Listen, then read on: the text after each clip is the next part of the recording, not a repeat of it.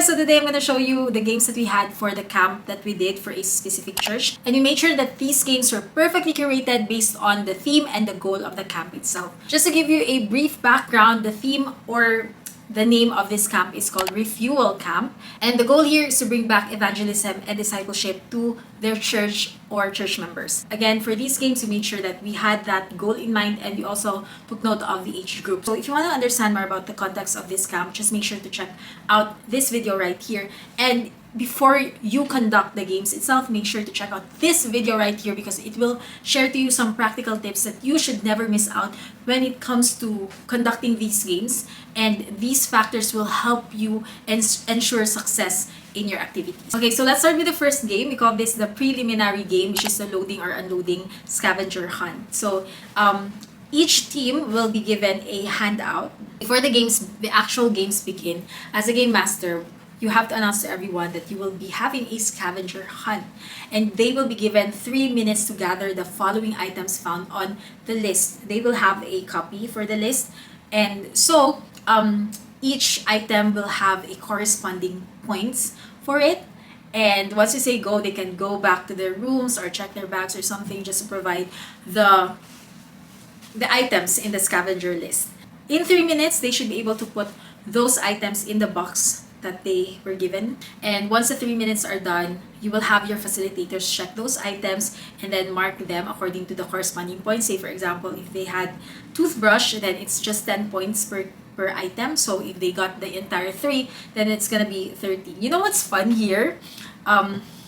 We placed here 2 cell phones with ML or Mobile Legends app installed. This is very uncommon when it comes to church setup because a lot of churches, they really don't encourage Mobile Legends. And it's not that we're encouraging it anyway, but it's just, you will see the reaction of the youth, especially the guys, when they saw this, and they were very much happy to surrender their phone in exchange of points for their team. I mean, don't be mad at me because of doing that, because I'm gonna show you the twist when we go back to the unloading part.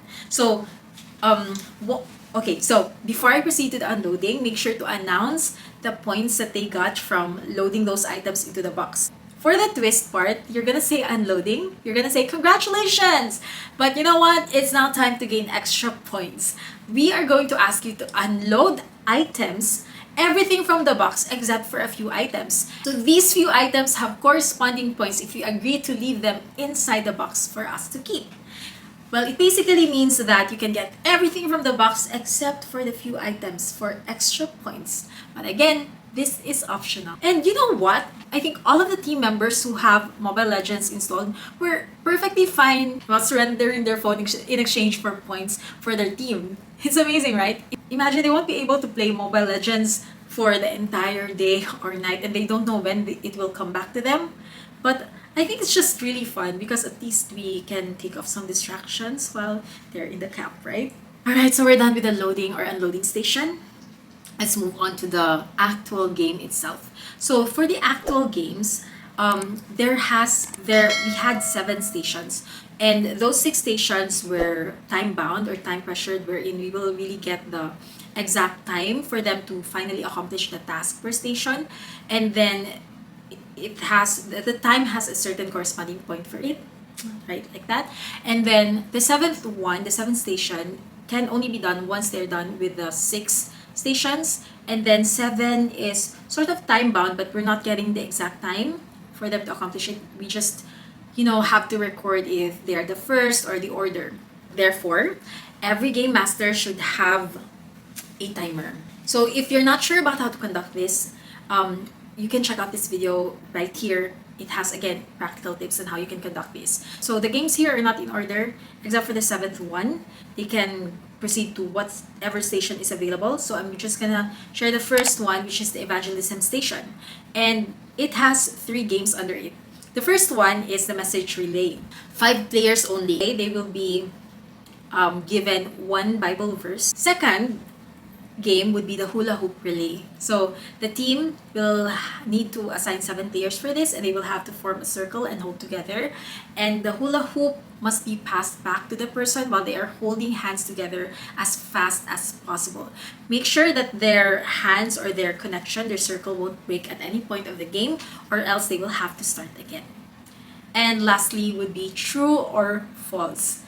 So again, this is Evangelism Station. Therefore, they will just have to choose members to play for this, because the thing is, one at a time, each member will have to find 1 peso coin in the pool. Don't worry, the pool is not that deep. We just chose, I think, 4 feet pool, and then we distributed 1 peso coin all throughout, and all they have to do is just find one and then give it to the game master.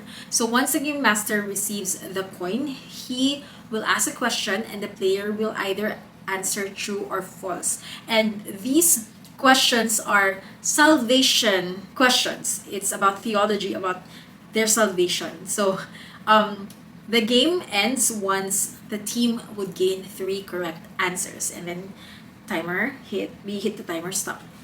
So what's the cool thing about this is it's Evangelism Station, right? And each games actually have a certain lesson about it. So the first one, like message relay, evangelism, when you share the gospel, it should be complete, right? You just don't say that there's hell, but then you don't talk about the redemption of us by Jesus Christ. So the second one is about hula hoop relay. So when it comes to sharing the gospel, you don't need to dilly-dally. You take action as quick as possible. You don't have to wait and watch the devil snatch that person. You need to make sure to make every opportunity count. And then the third one is true or false. So it's also important for us to share the true gospel.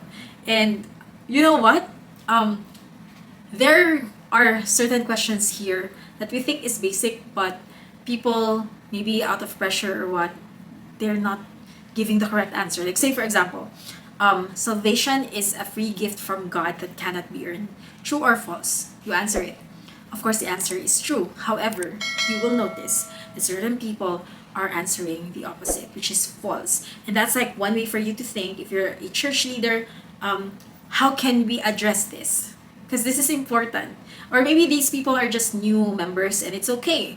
But then at least you have an idea that we are gonna share this, we're gonna teach them the right theology about salvation, so that when they reach out to people, they will become more effective. And we're sure that they're sure of the gospel that they're preaching about. Okay, next, let's move on to the next station, which is the Unity Station.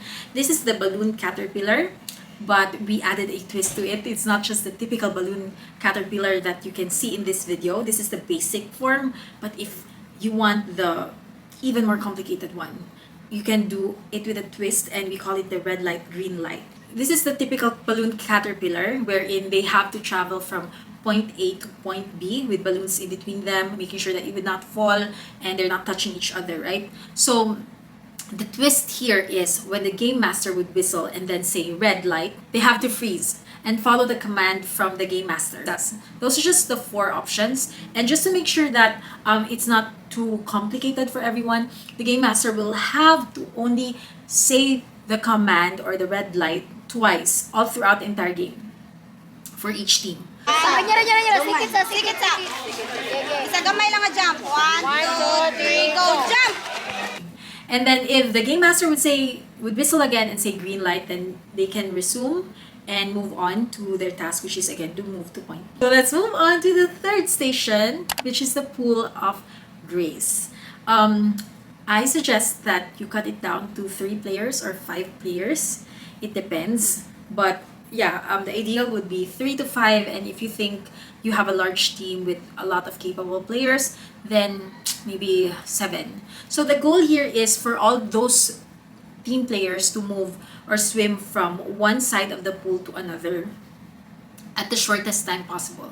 And in case there are teammates right there who cannot swim, but they are willing to participate, what they have to do is one person who was able to cross to the other side will have to go back to the starting point, but this time already bringing a flotation device. So that person will be bringing the person who can't swim with him to the other side through that. This will definitely add time to their task, but since it's full of grace, they have to, of course, work as a team and, extend grace to those people who can't swim. All right, in this game, be extra careful on this.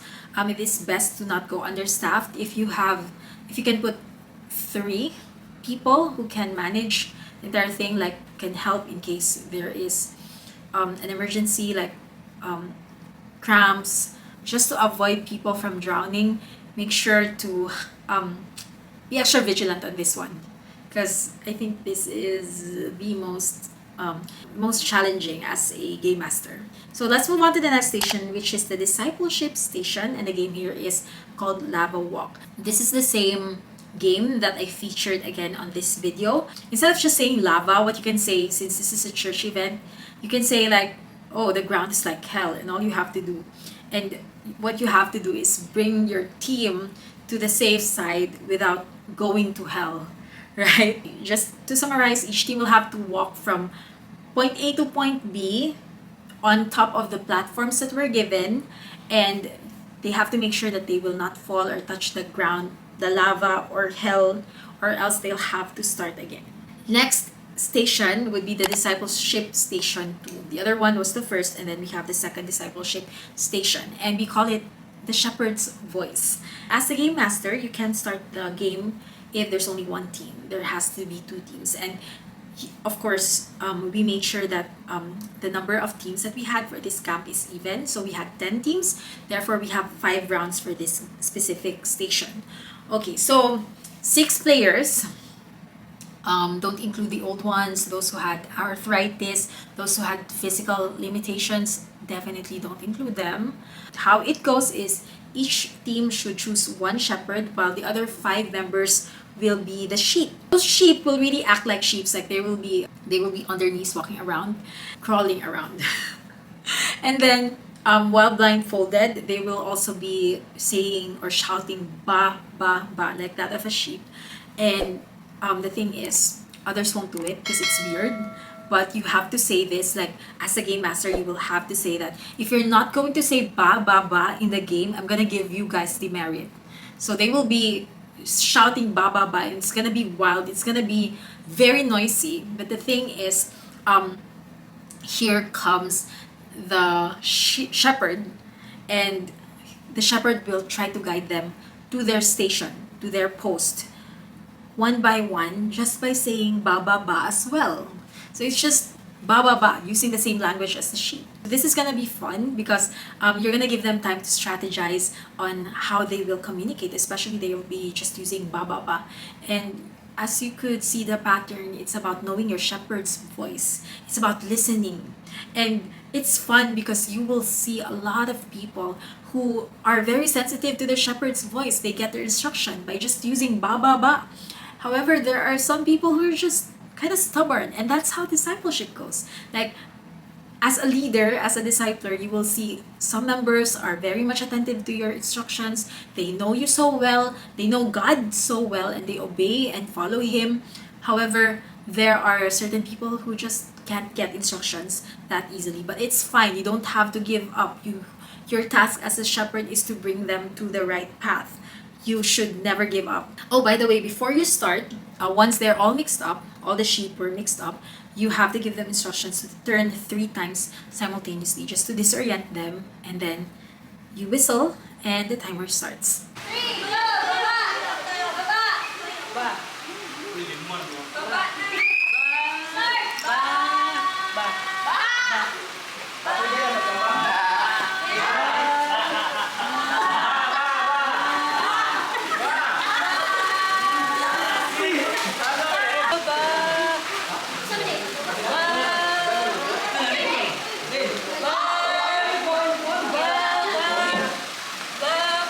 Next game is Discipleship Station number 3. This has 2 games. The first one is called Solve It to Win It. So there's a question right here. Can you tell which scooter can reach the gas station without using pen or ball pen? After that, there's a bonus round.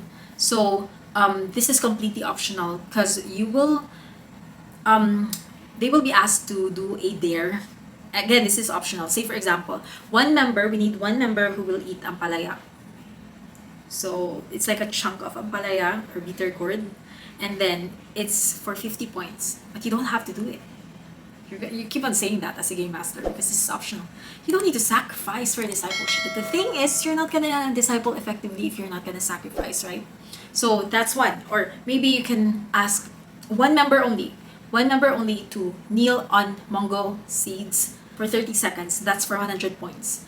Or maybe you can ask one team member to eat lemoncito and they gain 100 points. So things like that. And then the last station is the gas up station. This is the final round. So they have 2 keys to answer. The first one is the evangelism key. So this is like a processing of what happened in the evangelism station. So the games teach us that evangelism require the following. So as what I told you, letter A, it should be complete, should not waste time. And letter C, they should be able to preach what is true. So they have to write their answer and fill in the blanks on the paper itself. And then we have the discipleship key, which is the lava walk, teaches us about endurance. And then shepherd's voice, submission. Bonus round, sacrifice, and then solve it to win it. When you're a discipler, you need to be a problem solver. If you need more information about the context of this one, check out these videos right here. Once again, thank you so much for watching. This is Teacher Kay. Have a great day. Bye-bye. Wake up in the morning, your thoughts are running